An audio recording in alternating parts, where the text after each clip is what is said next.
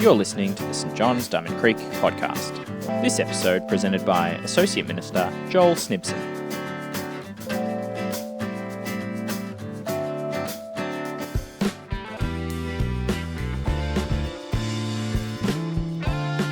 Today's reading is from Luke 18, verses 35 to 42. As Jesus approached Jericho, a blind man was sitting by the roadside begging. When he heard the crowd going by, he asked what was happening. They told him, "Jesus of Nazareth is passing by." He called out, "Jesus, Son of David, have mercy on me." Those who led the way rebuked him and told him to be quiet, but he shouted all the more, "Son of David, have mercy on me." Jesus stopped and ordered the man to be brought to him. When he came near, Jesus asked him, "What do you want me to do for you?" "Lord, I want to see," he replied. Jesus said to him, "Receive your sight. Your faith has healed you." This is the word of the Lord. Thanks be to God. Well, have you struggled with trust? I have. You know the saying, once bitten, twice shy. See, even for the most unassuming of us, sometimes it's a struggle to trust when in multiple areas of our lives, trust has been broken. Promises have been betrayed, not kept.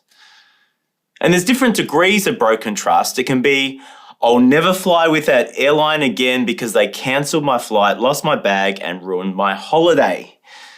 But it's more than big corporations letting us down. Broken trust can go deeper when it's valued relationships. When we experience the hurt of betrayal from someone close. Last week we were challenged about unforgiveness. Maybe you've trusted God to help you in a really difficult situation and your circumstances haven't got better and it's a struggle to trust God right now. Well, in a broken world of broken trust, what we do is we sometimes become self-reliant. The world might let me down, but at least I won't. And we can do this because of our relative wealth. It gives us options to build self-reliance into our lives, giving us security or hope. So we rely on ourselves, trusting in our careers, in financial security, in our reputation. Well, today in Luke 18, as we encounter this blind beggar whose world was completely untrustworthy. My first point is this is a brutal world. As Jesus approached Jericho, a blind man was sitting by the roadside begging. See, blindness is a significant disability, and some of you may struggle with the challenges of vision impairment. This isn't a small thing, I imagine. Yet given all the challenges in our society, the vision impaired meaningfully contribute. While not perfect, there are support services like Vision Australia, Braille services. There's NDIS support to assist the vision impaired to live a flourishing life. But in Jesus' day, being blind was brutal. It came with devastating social and economic realities. This blind man begging on the roadside would have belonged to the bottom 5 to 10% of the population, literally called the expendables. Imagine not being worthy of human dignity because of a disability, being considered expendable like rubbish. See, the mindset in Jesus' day was your worth is based on if you can financially contribute. So he is seen as an embarrassment and is marginalized. Notice this man is nameless. See, economically, he was begging because he was blind. They were the poorest of the poor and they lived purely from the charity of others. No Centrelink, no NDIS, no possessions or children to look after him. Literally, the blind would only survive because Jewish culture encouraged giving. So Jesus was coming along the road and there was crowds and all this commotion because he had been teaching people and healing people, and they told him that this was Jesus passing by. And he called out, "Jesus, Son of David, have mercy on me." And those who led the way rebuked him and told him to be quiet. Don't speak to him. You are irrelevant. Stay down there, oppressed. In his life, his only option was to beg, and when he did, he was shut down. How could this man trust in a world that socially and economically was set against him? Each day his trust was broken as he took the brunt of others' selfishness and oppression, a system that sidelined and rejected him. His only reprieve was scraps of charity tossed at his feet. But we also see the mercy of Jesus. Jesus stopped and he ordered the man to be brought to him. And when he came near, Jesus asked him, "What do you want me to do for you?" "Lord, I want to see," he replied. And Jesus said to him, "Receive your sight, your faith has healed you." So in this brutal world, there are moments in Jesus' ministry that shines the light of how awesome he is, Jesus' great compassion and love. Among all these hostile voices telling this man to stay silent, know how Jesus is stopped in his tracks by this man. Jesus saw the expendable one. Jesus was interrupted by the expendable one. In a world all about self-reliance and achievement, see that Jesus' mercy and compassion inviting someone the world categorically rejected into his presence. This man is worth Jesus' time and attention. Notice the dignity Jesus gives him. Even in his question, "What do you want me to do for you?" Jesus doesn't assume what he needs, giving dignity and power to the one who was powerless. See, Jesus doesn't buy into what the crowds care about, social status or class. Jesus has no time for this brutal system that benefited the rich and oppressed this man. Anyone can come to Jesus just as they are. And under his better rule, he would graciously turn this world on its head. And we see a glimpse of this as Jesus immediately restores this man's sight, both physically and spiritually, giving him new life and salvation. From the streets begging to following Jesus and joyfully praising God. This man was broken and betrayed by this world, and Jesus proves to be completely trustworthy and merciful. So we might not experience his extreme poverty or isolation, but maybe in some way this world has left you behind, isolated you. Your trust has been completely broken, whether by people or constant hardships or sick bodies, and your attempts to rely on yourself hasn't worked. Well, today, Jesus, full of compassion, he sees you and he'll be interrupted by you. He offers you his grace. Jesus is completely trustworthy.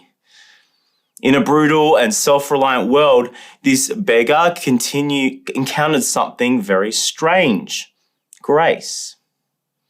See, spiritually, none of us are self-reliant. We can't deal with the oppressive darkness of our sin, evil, or death in this world and our lives.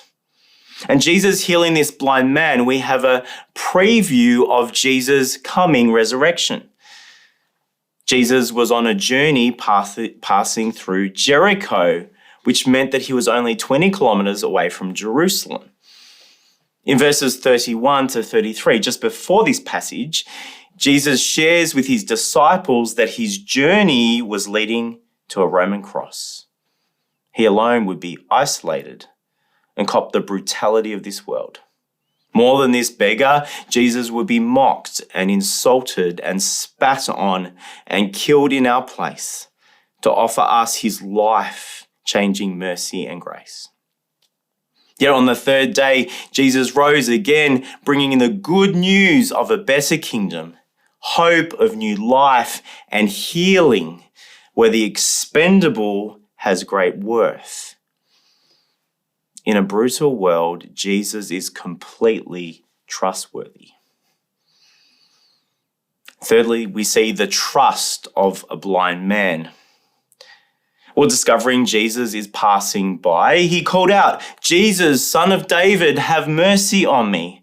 And those who led the way rebuked him and told him to be quiet. But he shouted all the more, "Son of David, have mercy on me." See, the blind man clearly sees who Jesus is when others don't. Calling Jesus Son of David is about Israel's king from the Old Testament, the one God had promised would reign forever. In Luke, the titles Son of David and Son of God were used interchangeably. The blind man had profound insight about Jesus' identity. That Jesus is God's true king, something completely missed by the religious people, even Jesus' closest disciples. Secondly, the blind man's cries show that he desperately needed mercy. See, in this self-reliant world, this guy knew that he couldn't do it. He couldn't even feed himself, but this gave him insight that he desperately needed grace in Jesus. The problem was that not everyone had this blind man's vision of Jesus. And Luke asks, who really is blind? See, zooming out from this blind man in Luke 18, ironically shows the religious insiders were blind to their sin and their need for Jesus. Whether it's the Pharisee who prays, bragging about how moral he is in fasting and giving, and he compares himself with sinners, he's completely blind to his own brokenness and need for grace. Or the rich ruler who claims that he perfectly follows the 10 Commandments, but is completely blinded by his greed. Unlike this blind man, he leaves Jesus sad because he just can't part with his huge wealth. In verse 34, even those closest to Jesus, his disciples, when Jesus shared how his journey would lead to the cross, they were spiritually blind and didn't understand. Their trust was in political solutions to deal with their brutal world, and Jesus dying wasn't part of their plan. Blindness of the religious insiders and clear vision of this outsider. Likewise, Jesus' grace demands us to also see that we can't do it. We need Jesus and his Spirit to see how we have been blind to our sin, blind to the impacts of how we treat others, or as we heard last week, maybe holding on to unforgiveness, blind to the times we've been untrustworthy before God and others, blind to how we've been self-reliant, trusted in money or success and what that brings us. Or maybe like the disciples, trusting in earthly solutions to our spiritual problems. But like this beggar, do we desperately see our need for mercy in Jesus? See, this beggar seeing that Jesus is king and his need for mercy led to him trusting Jesus with something vulnerable. In verse 41, Jesus asked him, "What do you want me to do for you?" "Lord, I want to see," he replied. Let's be challenged by the complete trust this man puts in Jesus. He's begging. His more immediate needs for food or money so easily could have been his request. But asking to see was a really bold and risky thing. He put everything on the line with Jesus. See, his vision impairment caused him so much pain, and the prospect of having sight was a vulnerable thing just to put out there. What if Jesus couldn't do it? If you have a significant illness, the idea of asking God for healing is an emotionally risky request. Yet his complete trust came from his vision that Jesus is the true King. From his cries, we know that his hope wasn't in healing, but in the Lord Jesus. But he, knowing who this is, he believed that Jesus could change his life. See, our world can tempt us to see ourselves as big and as Jesus as small. Let's be challenged by this blind man's faith. While the world made him small, Jesus was rightly seen as big to him. He was completely dependent on Jesus in our self-reliant world. I'm not saying we should have an unhealthy dependency on others, whether emotionally or financially. For instance, godly wisdom doesn't mean that we selfishly rack up debt and make it someone else's problem. And the beggar followed Jesus with his restored vision, would have started contributing among the disciples. But unlike this beggar, overall, our self-reliance is a massive idol for us. It's causing deep cracks in our society. Consider the Australian dream of owning a home. The pursuit of this dream actually has caused much disparity in the Australian community, some owning multiple investments while others are struggling to keep a roof over them with sky-high rents. Currently, the federal government is at war with the crossbench finding solutions to this problem. Self-reliance is conditioned in us from a really young age. It's reinforced through the education system of attaining grades. In the workplace, self-reliance is rewarded by those competing and climbing the corporate ladder. Management jobs with higher autonomy are often remunerated better. Well, the other day I was driving past a circus tent and the sides were up and I saw the safety nets in place just in case the performer on the trapeze fell. When we think of safety nets, we often think of government support like Centrelink or NDIS. Supports this blind guy significantly didn't benefit from. But spiritually, I think we're all tempted to trust in worldly safety nets, which is all about our trust. Picture a bungee jumping cord breaking. It can be your career, right? Putting your trust in our capabilities, or our place in the org chart at work, or your grades in your studies, and all these things that bring us a sense of accomplishment and recognition and status. Maybe recent talks about a workplace restructure has absolutely thrown your world. Or maybe it's financial security. You don't want to be shamelessly rich, but you want to be wise. You want to be more established to provide for your family. But all these constant interest rate rises has rattled this security, so you're working longer and bearing other costs on your relationships. Maybe you're now retired or thinking about it, and your superannuation, the balance of your golden nest egg, has become your ticket, your hope for a secure future. Safety nets can be people. You put in all this effort to maintain relationships. You're always giving when you're exhausted, but when this hasn't been reciprocated, people have let you down in some way. It's thrown you. Friends, it can be anything. What good things in this world that increases your self-reliance, that gives you wealth or power or reputation or comfort, has become a safety net in your heart? What makes you angry when this is threatened? What causes you to have misplaced priorities, impacting others, causing conflict, distracting you from radically trusting Jesus like this blind man? We might minimize it because these things are socially acceptable, but you can't avoid this spiral of self-reliance comes with many spiritual traps.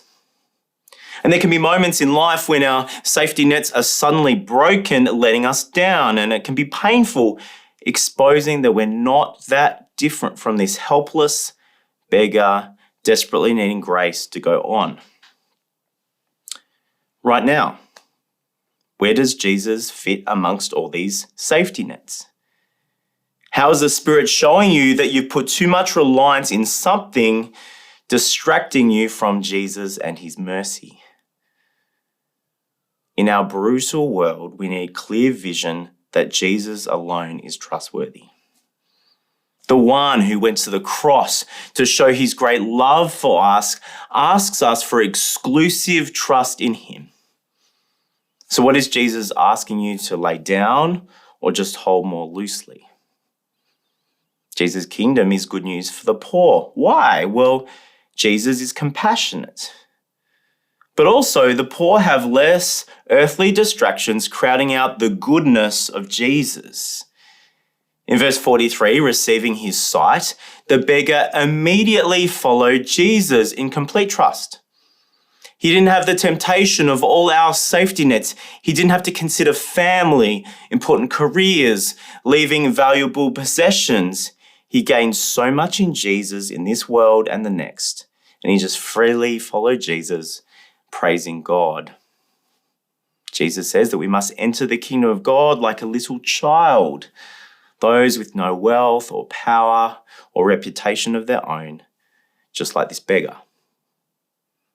No matter how strong your faith is, living in this world, there's always going to be these loud voices saying, don't bother Jesus, just be self-reliant.